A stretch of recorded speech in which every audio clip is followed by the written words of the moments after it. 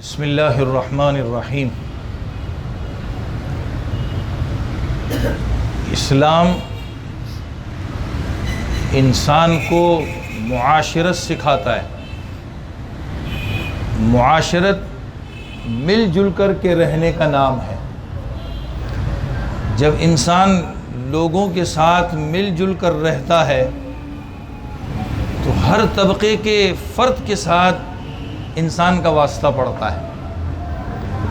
اس کے حق کو ادا کرنا یہ اسلام نے ہمیں سکھایا، اور رسول کریم صلی اللہ علیہ وسلم کی تعلیمات اس میں ہمیں ملتی ہیں کہ کس کے ساتھ کیسے رہنا ہے، اس کا کیا حق ادا کرنا ہے۔ آج جو بات کرنے جا رہے ہیں، حضرت ابوذر غفاری رضی اللہ تعالیٰ عنہ کی ایک روایت ہے۔ رسول کریم صلی اللہ علیہ وسلم نے فرمایا کہ لوگوں کے ساتھ ان کے مزاج کے مطابق زندگی گزارو۔ ہے بظاہر بڑی چھوٹی سی روایت، لیکن ہمیں بہت بڑا ایک سبق دیتی ہے۔ یہ سبق ہمیں کیسے سمجھ آئے گا؟ میں قصہ سناتا ہوں، احادیث کی کتاب میں موجود ہے۔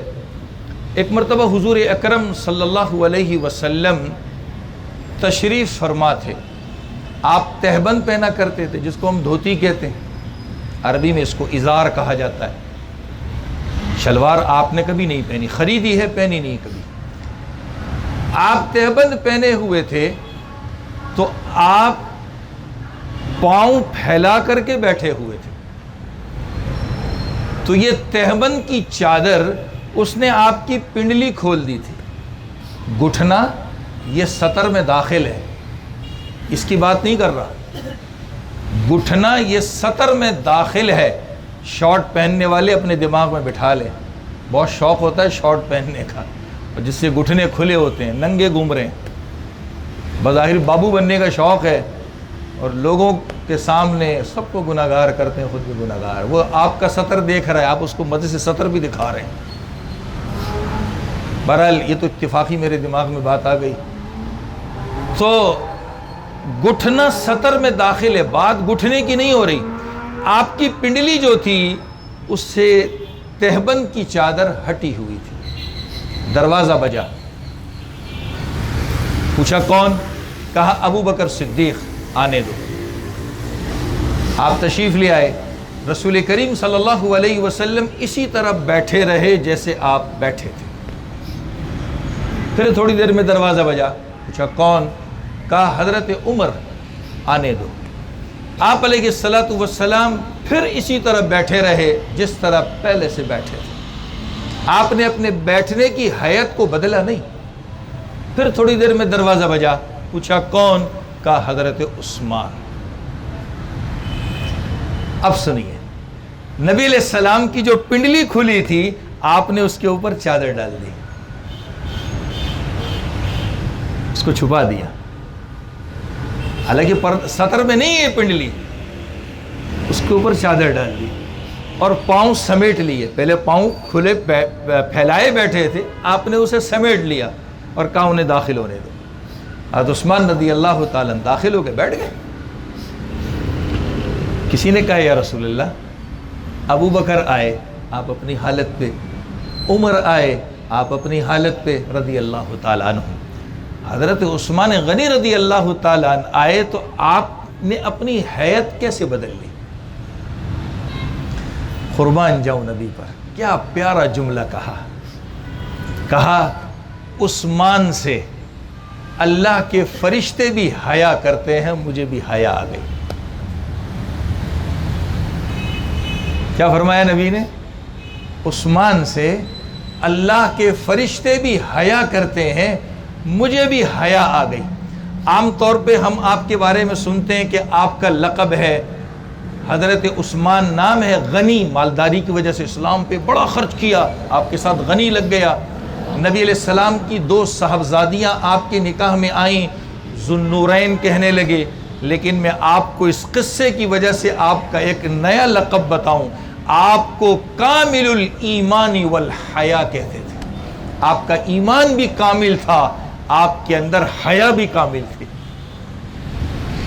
حضرت عثمان حیا کے پیکر تھے، اس لیے آپ کو کہا جاتا تھا کامل الایمان والحیا، جس کا ایمان بھی مکمل، جس کے اندر حیا بھی مکمل۔ ایک کتاب میں نے آپ کے بارے میں پڑھا تھا، میں حیران ہو گیا، اللہ کی قسم، آپ کیسے حیا والے تھے۔ 40 سال تک آپ نے اپنی شرمگاہ نہیں دیکھی، پیشاب کی جگہ کبھی نہیں دیکھی۔ کیسی حیا کے مالک ہوں گے؟ 40 سال تک آپ نے اپنی شرمگاہ نہیں دیکھی، ایسی حیا والے تھے۔ اس قصے سے بات سمجھ آئی ہوگی، حضور اکرم صلی اللہ علیہ وسلم اپنے پیارے صحابہ کے ساتھ ان کے مزاج کے مطابق معاملات کرتے تھے۔ اس کا یہ مطلب نہیں ہے کہ حضرت ابو بکر اور حضرت عمر رضی اللہ تعالی عنہ کے اندر حیا نہیں تھی، لیکن یہ حیا کا عنصر حضرت عثمان میں بہت زیادہ تھا۔ تو آپ نے ان کے مزاج کے مطابق جو ہے رہن سہن کو اختیار کیا۔ آپ نے اپنی پنڈلی پر چادر ڈال دی، پاؤں سمیٹ لیے اور پھر بیٹھ گئے۔ ایک قصہ اور سن لیں۔ ایک دن نبی علیہ السلام نے صحابہ سے فرمایا، بلکہ حضرت عمر رضی اللہ عنہ سے مخاطب ہو کے خود فرمایا، عمر رات کو میں نے خواب دیکھا ہے۔ حضرت عمر رضی اللہ عنہ نے فرمایا، رسول اللہ کیا خواب دیکھا ہے؟ کہا خواب یہ دیکھا کہ میں جنت کی سیر کر رہا ہوں۔ جنت کی سیر کے دوران میں نے بڑا عمدہ عالی شان قسم کا ایک محل دیکھا، مجھے بڑا اچھا لگا، میرا دل چاہا کہ میں اس محل کے اندر داخل ہو جاؤں، اتنا اچھا مجھے محل لگا، دل چاہا اندر داخل ہو جاؤں۔ پھر میں نے سوچا کہ پوچھوں کہ یہ محل کس کا ہے، تو میں نے فرشتوں سے پوچھا کہ فرشتوں یہ محل کس کا ہے؟ فرشتوں نے کہا آپ کے امتی حضرت عمر کا ہے۔ حضرت عمر رضی اللہ تعالیٰ نے جب یہ سنا، پھر کہا اللہ کے نبی نے، عمر اتنا شاندار محل دیکھنے کے بعد میرا دل تو چاہا کہ اندر داخل ہو جاؤں، جب فرشتوں نے کہا کہ یہ عمر کا ہے تو میں تیری غیرت کی وجہ سے اندر داخل نہیں ہوا۔ حضرت عمر رونے لگے اور روتے ہوئے فرمائے، یا رسول اللہ آپ میرے اوپر غیرت کی وجہ سے؟ غیرت سب میں تھی، لیکن حضرت عمر رضی اللہ تعالیٰ عنہ کے اندر غیرت کا مادہ بہت زیادہ تھا۔ اسی لیے احادیث میں بہت سارے قصے آتے ہیں، جو بھی شریعت کے خلاف کام دیکھتے تھے آپ کو برداشت نہیں ہوتا تھا، یہ غیرت کا تقاضا ہے۔ ہم شریعت کے خلاف کام دیکھتے ہیں تو کبوتر کی طرح آنکھیں بند کر لیتے ہیں۔ کبوتر کے بارے میں مشہور ایک محاورہ ہے اردو میں، جب بلی کو دیکھتی ہے نا کہ بلی میرے اوپر جھپٹے گی تو کبوتر اپنی آنکھیں بند کر لیتا ہے، وہ سمجھتا ہے میں کسی کو نہیں دیکھ رہا تو مجھے بھی کوئی نہیں دیکھ رہا۔ تو ہم بھی اپنے گھر میں بچوں کے سامنے ہوں، بہن بھائیوں کے سامنے ہوں، یا اپنے ماتحتوں کے سامنے ہوں، ہم دیکھتے ہیں کہ یہ برائی ہو رہی ہے، یہ گند ہو رہا ہے، یہ غلطی ہو رہی ہے، ہم آنکھیں بند کر لیتے ہیں۔ حضرت عمر ایسے نہیں تھے، آپ سے برداشت نہیں ہوتا تھا، اسی لیے تو نبی نے فرمایا تھا، عمر جس راستے سے تو گزرتا ہے وہاں سے شیطان نہیں گزرتا۔ عمر جس راستے سے تو گزرتا ہے وہاں سے شیطان نہیں گزرتا۔ یہ غیرت تھی حضرت عمر رضی اللہ تعالیٰ کی۔ جب کبھی کسی منافق کا حال دیکھتے کہ اسلام کے خلاف بالکل کام، تو تلوار سونت لیتے تھے اور پوچھتے تھے، یا رسول اللہ اجازت ہو تو اس کی گردن مار دوں۔ یہ ہے غیرت۔ تو نبی علیہ السلام نے حضرت عمر سے کیا فرمایا؟ کہا عمر اس محل میں داخل ہونے سے تیری غیرت جو ہے مجھے آڑے آ گئی، میں اس لیے داخل نہیں ہوا۔ ان دونوں قصوں سے ہمیں یہ معلوم ہوتا ہے کہ اللہ کے نبی اپنے صحابہ کے ساتھ ان کے مزاج کے مطابق رہتے تھے، مزاج سے ہٹ کے کام نہیں کرتے تھے۔ ایک بات اصول بنا لیں، انشاءاللہ کبھی بھی جھگڑا نہیں ہوگا۔ یہ جو جائز چیزیں ہوتی ہیں نا، جس کو ہم مباح کہتے ہیں، مباح، اس میں دوسروں کو ترجیح دیں، اپنے نفس کو ترجیح نہ دیں۔ مثال دے دوں، کھانا سامنے رکھا ہے، پہلے یہ میرا بھائی کھا لے، میں بعد میں کھاؤں گا۔ پانی ہے، پہلے یہ پی لے پھر میں پیوں گا، راستے سے جانا ہے پہلے یہ گزر جائے پھر میں گزروں گا، یہ مباحات ہے۔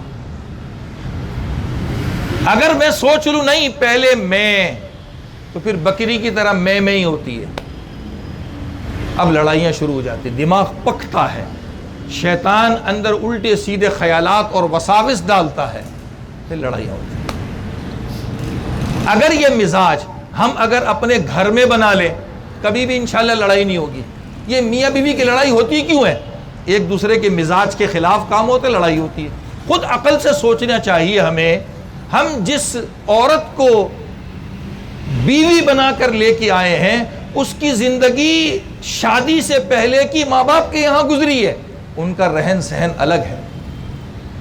میری زندگی میرے ماں باپ کے ساتھ گزری ہے، میرا رہن سہن الگ ہے۔ دونوں رہن سہن ملنے میں، مزاج کے ملنے میں ٹائم لگے گا۔ یہ کوئی بٹن تو نہیں ہے ڈسک اندر فٹ کی ہوئی ہے، بٹن دبایا سب ایک جیسے ہو جائیں گے، ہو سکتا ہے؟ کبھی نہیں ہوتا۔ اسی لیے میں بڑے بوڑھوں کو کہتا ہوں کہ جب بہویں آپ کے گھر میں آ جائیں تو ان کو اپنی عمر کا مت سمجھو، خود ان کی عمر میں بن جاؤ۔ بھائی آپ کی عمر 40 سال ہے، 50 سال ہے، آپ کے پاس اتنا تجربہ ہے، آنے والی بہو 18 20 سال 25 سال کی ہے، دونوں میں فرق ہے کہ نہیں ہے؟ اب یہ بڑے بوڑھے کیا کرتے ہیں، کہتے ہیں نہیں وہ میری سوچ پہ آ جائے۔ اب وہ بیٹا آتا ہے، بیٹا تیری بیوی ایسی، تیری بیوی ایسی، تیری اب چابیاں بھر رہے ہیں۔ اب وہ شوہر بیچارہ پورے دن کا تھکا ہارا گھر میں آتا ہے، یا ماں باپ کی سنتا ہے، لڑائیاں شروع۔ کیا ہے؟ ایک دوسرے کے مزاج کو نہیں پہچانا۔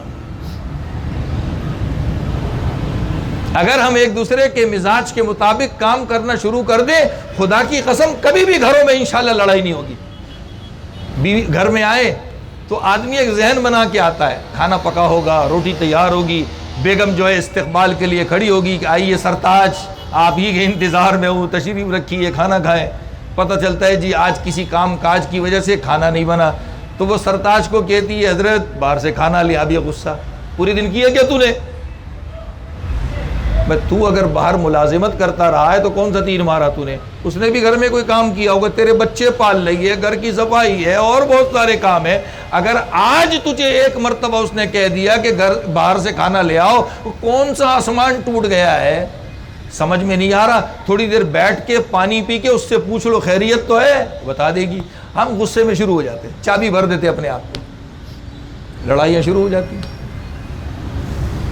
بچوں کے ساتھ بھی یہی معاملہ ہے، بچہ تو بچہ ہے، وہ اپنی عقل سے کام کرتا ہے، اپنی عقل سے دیکھتا ہے، اپنی عقل سے سوچتا ہے، اور اپنی عقل سے ماں باپ سے چیزیں مانگتا ہے۔ اسے کیا پتا کہ میرے باپ کی جیب اجازت دیتی ہے کہ نہیں دیتی؟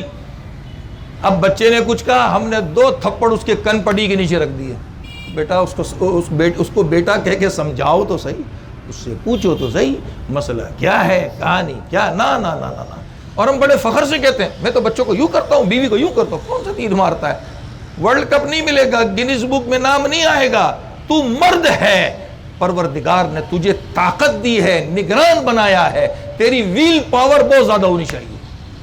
ہم گھروں میں دیکھتے ہیں یہ جتنے مرد ہیں ان کی ویل پاور جو ہوتی ہے عورتوں سے بھی کم ہوتی ہے، اس لیے لڑائیاں ہوتی ہیں۔ کیا ہوتا ہے؟ ایک دوسرے کے مزاج کو سمجھتے نہیں ہیں۔ ایک مرتبہ مسجد نبی کے قریب جو ہے، یہ حبشی لوگ ہوتے ہیں نا کالے، یہ تیر اندازی اور نیزے بازی جو ہے اس کا مقابلہ کر رہے تھے آپس میں۔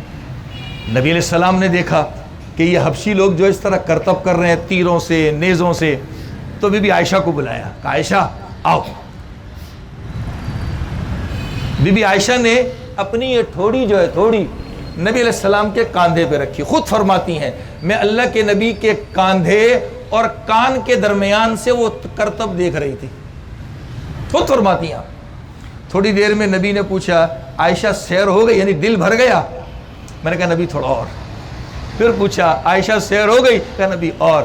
بی بی عائشہ خود فرماتی ہیں، روایت میں موجود ہے، میں دیکھنا چاہتی تھی کہ نبی کے دل میں میری محبت کتنی ہے۔ آپ مجھ سے پوچھ دے دل بھر گیا، میں کہتے تھوڑا اور۔ پھر مجھ سے پوچھتے عائشہ دل بھر گیا، میں کہتے تھوڑا اور۔ ہم جیسا ہوتا رکھ کے چمیٹ دیتا، چلے اندر۔ نبی نبی تھے، خدا کی قسم اخلاق کے پیکر تھے، پیکر۔ بی بی عائشہ فرماتی ہیں مجھے اس دن اندازہ ہوا کہ نبی کے دل میں میری محبت کتنی ہے. جب تک یہ کرتب لگا رہا نبی پوچھتے رہے، میں کہتی رہی نبی تھوڑا اور، نبی تھوڑا اور، نبی تھوڑا اور. ہم لوگ ہر کام جذبات اور غصے میں کرنے جاتے ہیں، اس لیے ہمارے یہاں معاملات بگڑ جاتے. یہ تو میں نے گھر کی مثال دی.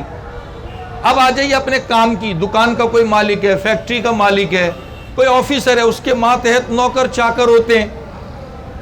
تو ہر وقت 24 گھنٹے یہ سوچ نہیں ہونی چاہیے کہ میں سیٹھ ہوں، میں مالک ہوں، میں آنر ہوں. یہ سوچو میں انسان ہوں، میرے ماتحت جو ہے وہ بھی انسان ہے. کبھی اگر نوکر نے کہہ دیا جناب آج فلاں کھانا منگا دیں، ہم غصے ہو جاتے. وہ بھی انسان ہے، وہ بھی انسان ہے. آج ہم اس کی چاہت پر منگا لے تو کیا ہو جائے گا؟ کوئی ہمارا نہیں بگڑے. کھانا تو منگانا ہے، کھانا گانا ہے. اگر اس کی چاہت پہ ہم نے کھا لیا، چند روپے ہی زیادہ جائیں گے نا، اور تو کچھ نہیں ہوگا. کسی نوکر کا دل ہم نے خوش کر دیا، کل اگر ہم اس کو کہیں گے کہ بیٹا یہ کام کرنا ہے، پھر وہ بھاری سے بھاری کام بھی کرنے کو تیار ہوتا ہے. جب ہم اس کے مزاج کو نہیں دیکھتے تو پھر وہ چوریاں کرتا ہے، وقت کی بھی ڈنڈی مارتا ہے، کام کی بھی ڈنڈی مارتا ہے، اور بھی بہت کچھ کرتا ہے. مسئلہ کیا ہے؟ ہم سامنے والے کے مزاج کو بالکل یکسر طور پہ نفی کر دیتے ہیں. اس کی نفی کبھی مت کریں. اگر شوہر بن کے یہ سوچے کہ بیوی یہ کیوں سنوں، تو دنیا میں اس سے بڑا پاگل نہیں. باپ بن کر کے جی یہ بچہ ہے میرا، میں اس کا باپ ہوں، میرا بیٹا ہے، دنیا میں اس سے بڑا بے وقوف کوئی نہیں. سب سے بڑا بے وقوف انسان یہ ہے. گویا کہ اللہ نے اس کو نگران بنایا، یہ اس کی کھوپڑی بچوں سے بھی نیچے ہے. اللہ نے اس کو سیٹھ بنایا، اس کے ماتحت نوکر چاکر ہیں. اب یہ ان کی کھوپڑی کا، ان کی کبھی سوچ کا خیال نہیں کرتا. ایسا نہیں ہونا چاہیے، کبھی خیال کرنا چاہیے. دیکھیے اسلام نے کتنی پیاری تعلیم دی. میں ایک حدیث اپنے الفاظ میں سناتا ہوں، اللہ کرے سمجھ آ جائے. کہا جو تم کھاتے ہو اپنے نوکروں کو کھلاؤ، جو تم پہنتے ہو اپنے نوکروں کو پہناؤ. ہے ہم میں سے کسی میں اتنی طاقت کرے گا؟ نہیں کرے گا. ایک دوسری حدیث میں ہے کہا تم اسے کھانا دو جو تم کھاتے ہو، اگر وہ تمہارے ساتھ نہ بیٹھے تو اس میں سے کچھ اٹھا کے اس کو دے دو. اس حد تک تو کچھ نہ کچھ لوگ کرتے ہیں. یہ جو میں نے دوسری حدیث سنائی ہے، اس حد تک کچھ نہ کچھ لوگ کرتے ہیں الحمدللہ، یہ دیکھا ہے. لیکن پہلی جو میں نے حدیث سنائی ہے یہ جذبہ ہمارے اندر نہیں ہے. کبھی ہم ہوں گے، اللہ کے نیک بندے ہوتے ہیں، اچھے لوگ بھی ہوتے ہیں، میں کسی کی نفی نہیں کر رہا، لیکن اکثریت بول رہا ہوں. ہونا تو یہ چاہیے تھا حدیث کے مطابق کہ اس نوکر کا ہاتھ پکڑ کے اپنے ساتھ بٹھا دیتے کہ یہاں بیٹھ کے کھاؤ. لیکن یہ جگرا ہمارے پاس نہیں ہے. کبھی ہماری سیٹ ہمیں آڑے آ جاتی ہے، کبھی یہ جو مالک بننے کا جو ہے خمار دماغ میں چڑھا ہوا ہے، کبھی یہ آڑے آ جاتا ہے.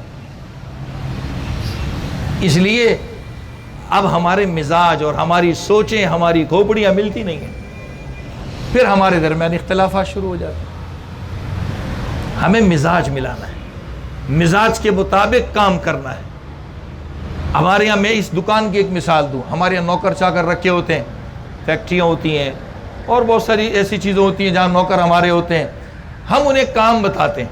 اچھا ہم جانتے بھی ہیں کہ یہ کام بہت بھاری ہے، یہ کر نہیں سکے گا، مشکل سے کر پائے گا، لیکن ہم آرڈر دے کے بیٹھ جاتے ہیں. ہم آرڈر دے کے بیٹھ جاتے ہیں کرنا ہے. اب ظاہر بات ہے ہماری سوچ تو یہ ہوتی ہے کہ 5-10 منٹ میں کر چکا ہوگا، لیکن اس کی طاقت سے اوپر کا کام ہوتا ہے، وہ اس کو وقت لگ جاتا ہے. اب ہم برا بھلا کہنا شروع کر دیتے ہیں، ڈانٹ ڈپٹ شروع کر دیتے ہیں. حدیث کیا کہتی ہے؟ نبی علیہ السلام نے فرمایا اول اپنے نوکر کے اوپر تو اتنا بھاری کام نہ لا دو کہ کر نہ سکے، لیکن اگر مجبور ہے، مثال ہے، اور اس کے اوپر یہ کام لاد دیا کہ بھائی آپ نے کرنا ہے، تو نبی نے فرمایا کہ اے مالکو اس نوکر کی مدد بھی کیا کرو. ہم تو چوکڑی مار کے بیٹھ جاتے ہیں، دیکھتے ہیں، میں کیمرہ دیکھ رہا ہوں کون سا کمال کر رہا ہے. انسانیت نہیں ہے، یہ جانوروں والا کام ہے. انسانیت ہوتی اس کا ہاتھ بٹاتا، دل میں یہ بات بیٹھی ہوتی یہ بھی میری طرح انسان ہے. میں ایک جملہ اکثر کہا کرتا ہوں، اس طرح آرڈر چھوڑتے ہوئے کبھی یہ سوچ لیا کرو جس پر میں آرڈر کر رہا ہوں اس کی جگہ میں ہوتا، وہ میری جگہ ہوتا تو میرا کیا حال ہوتا. کبھی سوچا ہے؟ کبھی سوچا ہے؟ نہیں سوچا. گھر میں بھی یہی حال ہے، باہر بھی ہمارا یہ حال ہے. تو ہمیں شریعت یہ معاشرت سکھا رہی ہے کہ لوگوں کے ساتھ ان کے مزاج کے مطابق. اچھا، مزاج کا یہ مطلب بھی میں ایک بات اور کہہ دوں. بات سنتے ہیں نا تو ہمارے یہاں آدھی سمجھ آتی ہے، آدھی سمجھ نہیں آتی. پہلے ایک قصہ سن لیں پھر آگے بات کرتا ہوں انشاءاللہ. ہمارے کراچی میں ایک اللہ والے تھے، انتقال ہو گیا. بہت بڑی ہستی تھی، ڈاکٹر بھی تھے، وکیل بھی تھے، بہت بڑے اللہ والے بھی تھے، بہت بڑے اللہ والے تھے. اللہ تعالیٰ آپ کی قبر پر کروڑہائے رحمت نازل فرمائے. رمضان المبارک کے اندر حضرت کا معمول یہ تھا کہ عصر کی نماز پڑھنے مسجد جاتے، نماز پڑھتے، تلاوت کرتے، دعائیں کرتے، افطار وہیں کرتے، مغرب پڑھ کے گھر آیا کرتے تھے. یہ معمول تھا. آپ کے ساتھ جو بیٹھنے والے ہوتے، ملنے جلنے والے ہوتے، تو انہیں بھی یہی سکھاتے تھے کہ تھوڑا سا وقت اللہ کے گھر بیٹھ جاؤ اور اعتکاف کی نیت سے بیٹھ جاؤ. عصر مغرب کے درمیان اعتکاف کی نیت سے بیٹھ جاؤ، اور اس اعتکاف کی نیت سے بیٹھ کر تلاوت بھی کرو، اللہ سے دعائیں بھی کرو. مسجد فرشتوں کا ماحول ہوتا ہے، اللہ نورانیت پیدا کر دیتے. اب یہ معمول تھا حضرت کا، چل رہا تھا. ان کے ساتھ اٹھنے بیٹھنے والوں میں ایک صاحب آئے ان کے پاس اور کہنے لگے، حضرت ہم نے آپ سے یہ طریقہ سیکھا کہ عصر سے مغرب کے دوران مسجد میں اعتکاف کی نیت سے بیٹھ کر اللہ کو یاد کر لیتے ہیں، لیکن مجھے ایک مسئلہ درپیش ہے. کیا مسئلہ ہے؟ کہا میری بیگم کہتی ہے کہ آپ پورے دن کام پہ ہوتے ہیں، جب شام کو آتے ہیں تو آپ مسجد چلے جاتے ہیں اور مغرب کے بعد آپ آتے ہیں. میرا دل کرتا ہے آپ ہمارے ساتھ گھر میں بیٹھیں، کچھ باتیں بھی ہوں، افطاری بھی ہمارے ساتھ ہو. تو اب میں کیا کروں؟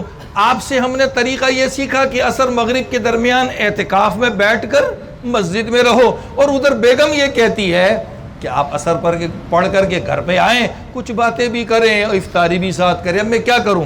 تو ان اللہ والوں نے کہا آپ عصر پڑھ کے گھر چلے جایا کرو، بیگم سے باتیں بھی کیا کرو، اور وہاں پر افطاری بھی اس کے ساتھ کیا کرو. وہاں جب تم دعائیں کرو گے تمہیں دیکھ کر وہ بھی دعائیں کرے گی، وہ دیکھ کر وہ بھی دعا کرنے والی بن جائے گی. ہم جیسا ہوتا، مجھے روکتی ہے مسجد سے، میں مسجد چھوڑ کے تیرے پاس آ جاؤں، یہ کیسا یہ وہ. کل کی بات کے اندر میں نے ایک بات کہی تھی، شریعت کہتی ہے پہلے انسان بن جاؤ، بزرگ بعد میں بننا. اب ہم جیسا ہو تو غصہ ہو جائے، چابک اڑالے، ڈنڈا اڑالے، تپڑ مارے، یہ انسانیت نہیں ہے. کتنا بھلا مسئلہ سکھا دیا 2 لفظوں کے اندر. عصر پڑھ کے گھر چلے جاؤ، بیگم سے باتیں کرو، محبت سے بیگم سے باتیں کرنے پر بھی اللہ ثواب دیتے ہیں. کا ساتھ افطاری کرو، دعائیں کرو. تم جب دعائیں کرو گے تمہیں دیکھ کر تمہارے گھر والے بھی دعائیں کریں گے، ان کی دعاؤں کا ثواب بھی تمہیں ملے گا، اس لیے کہ بنیاد تم بنے ہو. اب اس قصے کے بعد ابھی میں نے بات کہی کہ لوگوں کی مزاج کے مطابق چلنا چاہیے اور مزاج کے مطابق رہن سہن رکھنا چاہیے. تو مزاج کا یہ مطلب نہ لے کل بیگم کہ حضرت آپ فجر کی نماز نہ پڑھیں سوئے رہیں، تو سونا نہیں ہے. یہ فرض واجب میں نہیں ہے کسی اور کی مزاج پہ چلنا، فرض واجب میں اللہ کا مزاج چلے گا. یہ اصول سمجھ آ گیا ہوگا.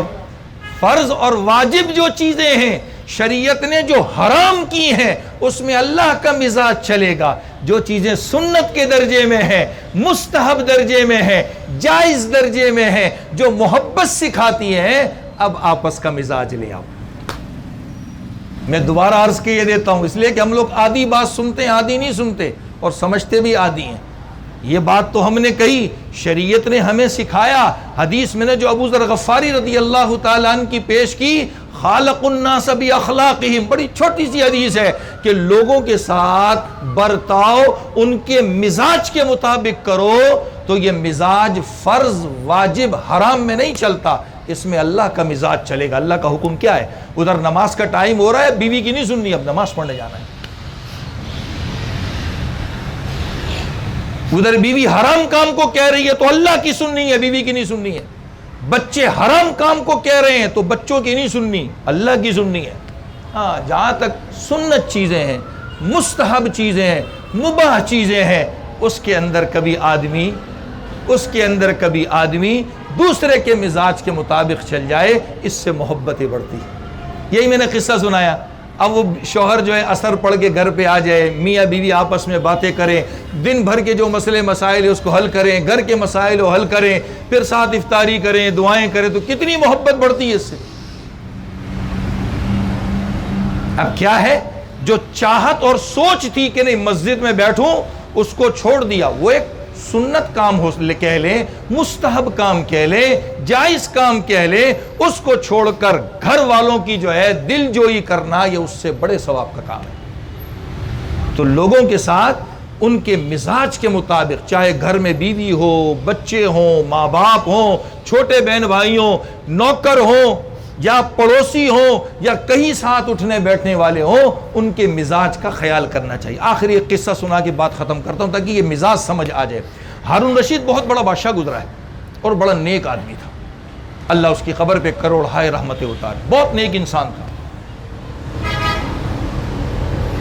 اس کے دربار میں ایک آدمی کسی گاؤں دیہات سے دور سے آیا، اور جب وہاں سے چلا تھا تو اس نے اپنی بیوی سے مشورہ کیا کہ میں بادشاہ کے دربار میں جا رہا ہوں، تو میں سوچ رہا ہوں بادشاہ کے لیے کچھ تحفہ لے کر جاؤں۔ اب دونوں میاں بیوی آپس میں باتیں کر رہے ہیں، کیا تحفہ لے کر جائیں؟ گاؤں والا ہوتا ہے، گاؤں میں اتنی سہولیات نہیں ہوتی ہیں، اتنی چیزیں نہیں ہوتی ہیں۔ اب دونوں میاں بیوی آپس میں مشورے کر رہے ہیں، یہ لے جاؤ، یہ لے جاؤ، یہ لے جاؤ، لیکن بات بن نہیں پا رہی۔ آخر اتفاق اس پر ہوا کہ ایک مٹکا لے لے، اور ہمارے گاؤں میں یہ بہترین قسم کی نہر بہ رہی ہے، اس جیسے نہر کا میٹھا ٹھنڈا پانی بادشاہ کو کہاں ملتا ہوگا، لہذا مٹکے میں یہ بھر کے لے جاؤ۔ اتفاق ہو گیا۔ اب اس نے مٹکا لیا، صاف ستھرا کیا، اس کو نہر کے اچھے میٹھے ٹھنڈے پانی سے بھرا، اور اس کے منہ کو اچھی طرح باندھ کے ہارون رشید کے دربار میں چل پڑا۔ دور تھا، ظاہر بات ہے اس زمانے کے سفر گاڑیوں کے تو تھے نہیں، جانوروں کے تھے، دن لگتے تھے۔ اب وہ لے کے جب یہاں پہنچا اور بادشاہ کے حضور کہنے کہ آپ کے لیے میں گاؤں دیہات سے تحفہ لے کے آیا ہوں۔ کہا کیا تحفہ لے کے آیا؟ اس نے وہ مٹکا بندھا ہوا تھا کپڑوں میں، وہ بادشاہ کے حضور پیش کر دیا۔ کہا کھولو۔ اب وہ اتنے دنوں کا بندھا ہوا مٹکا جب وہ بادشاہ کے دربار میں کھلا، ڈھکنا اٹھایا تو اندر سے بدبو آنے لگی۔ بادشاہ سمجھ گیا دیہاتی آدمی ہے، سادہ آدمی ہے، اس نے اپنی کھوپڑی کے مطابق بڑا اونچا کام کیا ہے لیکن صحیح کر نہیں سکا۔ بادشاہ نے کہا واہ تو بہت اچھا، تو حالانکہ اس پانی سے بدبو آ رہی تھی، مٹکا بنا ہوا تھا، ہوا اس کو کراس نہیں ہو رہی تھی، بدبو پیدا ہو گئی اس کے اندر۔ بادشاہ نے کہا تو نے بہت اچھا مجھے تحفہ دیا ہے، ایسا تحفہ مجھے کہاں مل سکتا تھا۔ اس کا دل رکھا، اپنے وزیر کو بلایا، کہا یہ جو مٹکا ہے اس کا پانی پھینک دو، اس کو اشرفیوں سے پیسوں سے بھر دو، اور جب یہ جانے لگے تو ہمارے محل کے پاس جو بہت بڑا میٹھا دریا بہ رہا ہے وہاں سے اس کو گزارنا۔ اب وہ مٹکا پیسوں سے بھر دیا، جب جانے لگا تو اس بڑے میٹھے دریا کے پاس سے گزارا۔ اس دیہاتی کو سمجھ میں آیا میں جس نہر کو بہت بڑا سمجھ رہا تھا، بادشاہ کے پاس تو اس سے بڑا دریا موجود ہے۔ کیسا بہترین سبق دیا ہارون رشید نے، کہا کچھ نہیں، وہ کہا اس کو اس دریا کے پاس سے گزار دینا۔ جب اس نے اتنا بڑا دریا دیکھا تو حیران ہو گیا وہ دیہاتی۔ وہی کنویں کے اندر مینڈک ہوتا ہے نا، تو مینڈک کہتا ہے پورا کنواں یہ پوری دنیا ہے۔ جب مینڈک سے باہر آتا ہے تو پتہ چلتا ہے کہ دنیا کتنی بڑی ہے۔ ہارون نے بھی جو ہے ایسے ہی سبق دیا۔ تو یاد رکھیے انسانوں کے ساتھ میل جول اور رہن سہن جو ہو انسان کے مزاج کے مطابق ہو، انشاءاللہ کبھی لڑائی نہیں ہوگی۔ اللہ تعالیٰ عمل کی توفیق نصیب فرما دے۔